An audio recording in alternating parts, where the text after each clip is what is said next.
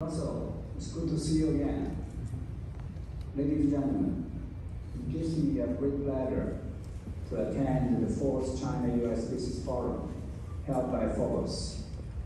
The theme of this year is New Path Forward, which is highly timely and relevant for exploring the direction for China-US economic and trade relations. I also wish to use this opportunity to share with you some of my thoughts here.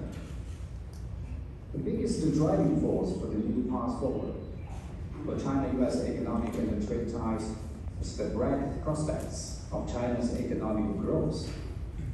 Despite the complexities and difficulties of the Chinese economy at home and abroad, we have effectively coordinated COVID response and economic and social development, and implemented a package of policy measures to stabilize economic performance. As a result, China's GDP grew by 4.8% in the first quarter this year, and registered a positive growth in the second quarter despite all the pressures. Such performances have not come easily. Having said this, the impact of the pandemic is only short-term and has not caused problems for the economy from within. The fundamentals of the Chinese economy for long-term, steady performance remain unchanged.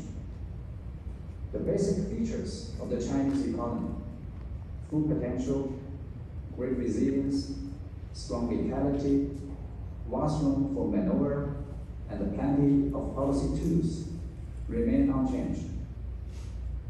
The various advantages of China's development remain unchanged. We have full confidence in the future of the Chinese economy. China's development means opportunities for the whole world.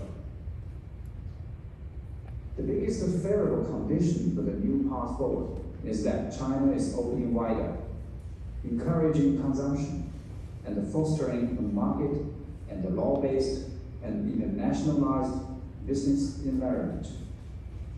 China will open up at a higher standard and broaden market access for foreign investors.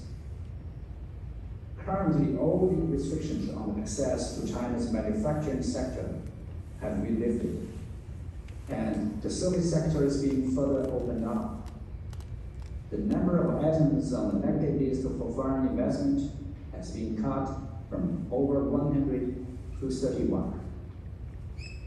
At the same time, China takes expanding domestic demand as a strategic basis and is working hard to remove the bottlenecks in the economic circulation, promote market-based reform of factors of production, improve the structure of income distribution, expand the middle income group, and achieve consumption upgrading. China has the biggest market in the world and an increasing capability of consumption. This is the greatest dividend that China can provide for the world. China respects innovation and intellectual property rights. They are what China's development needs, and the essential feature of a new system of higher standard open economy that China is building. In 2021, Chinese applicants filed 69,500 patent cooperation treaty applications, making China the top PCT filer in the world for 3 consecutive years. Foreign applicants submitted 158,000 innovation patent applications in China, up by 3.6% year on year. Every outcome of innovation must be respected and protected. Every infringement on intellectual property rights must be condemned and held accountable. We have set up IPR courts in many places, as well as specialized IPR tribunals in some provinces to enhance IPR protection. Strengthening IPR protection is always an ongoing process that will never end. If any of you needs any IPR issue, in China, please do not hesitate to visit the central and the local governments. You are also welcome to let us at the Chinese embassy and the consulates in the US know. We will handle it according to law. The biggest feature of the new path forward should be win-win. China-US economic and trade cooperation has been in place for more than 40 years. Our industries are deeply integrated, and our trade is highly complementary. The model of win-win cooperation has been there for a long time. American companies who trade with China and who invest and do business in China all know this, and they know it well. They have clearly felt that China-US trade cooperation is win-win. The enterprises present today are all contributors and beneficiaries to such cooperation. I believe that win-win will remain the most prominent feature of our economic and trade relations. Ladies and gentlemen, we should be optimistic about the future, but we should also face up to the difficulties on our path forward. China-US economic and trade cooperation is confronted with serious challenges and uncertainties. The first one is whether our bilateral relations can maintain stability. The China-US relationship is at a crossroads. Using strategic competition to define our ties, taking China as the primary competitor and most serious long-term challenge. Such misperception and misjudgment will only raise the tension and lead our relations to the track of confrontation and conflict, and put even more pressure on our economic and trade cooperation. The Taiwan question is the most important and most sensitive issue at the very heart of China-US relations. If not well handled, it will bring serious and even destructive impact on our cooperation. Just last week, in disregard of the strong opposition of China and the doubts and the criticism of many Americans, US House Speaker Nancy Pelosi visited China's Taiwan region. By order of succession, the Speaker is the third highest ranking official in the US government. Traveling in the military aircraft, he paid a high-profile official visit to Taiwan, as her office described it in her arrival statement, and was given full protocol treatment by Taiwan's Democratic Progressive Party authorities, who make no secret of pursuing independence in their party platform. Such a visit has openly broken America's commitment not to develop official relations with Taiwan, and is an extremely irresponsible, provocative, and dangerous move. This is a serious violation of the One China's principle and the provisions of the three Sino-US joint communiques.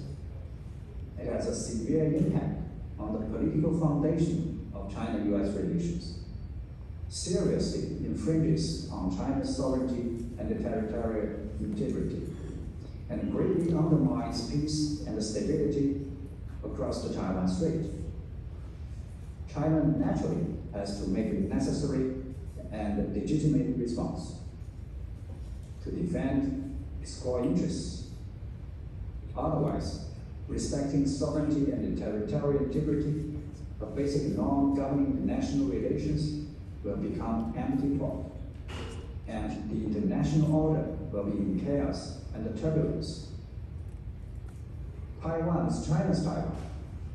Why would some people trample on China's red line on the Taiwan question, while emphasizing sovereignty and territorial integrity on the Ukraine issue? This is a typical double standard. Americans believe in the spirit of contract.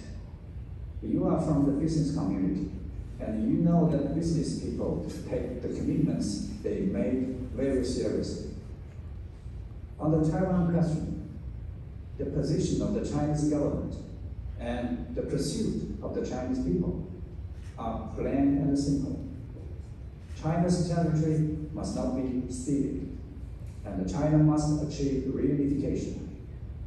The international documents that the US has signed, including the Cairo Declaration in 1943 and the Potsdam Proclamation in 1945, must be followed, and the bilateral commitments the US has made, including those in the 3 Sino-US joint communiques, must be honored.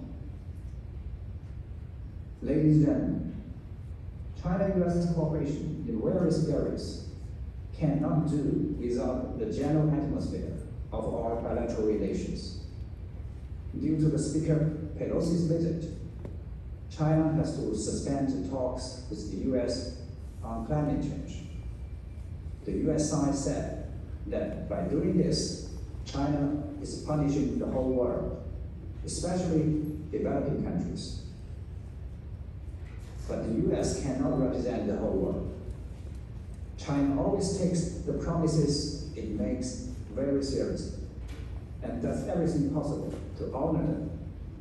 We will stay committed to meet our goals of carbon peaking and carbon neutrality, take an active part in international cooperation on climate change, provide support and help for other developing countries as best as we can, and make our due contribution to global response to climate change. It is hoped that the US should earnestly fulfill its historical responsibility and obligation on climate change. The US has also used the line of forced labor in Xinjiang to sanction and suppress Chinese PV enterprises. This has caused direct damage to China-US climate cooperation and forced many Chinese workers, including video workers, to become jobless. There are challenges also because some people try to decouple China and the US and cut off supplies. No economic and trade cooperation has been politicized and linked to security issues. The Section 301 tariffs on China are still in place.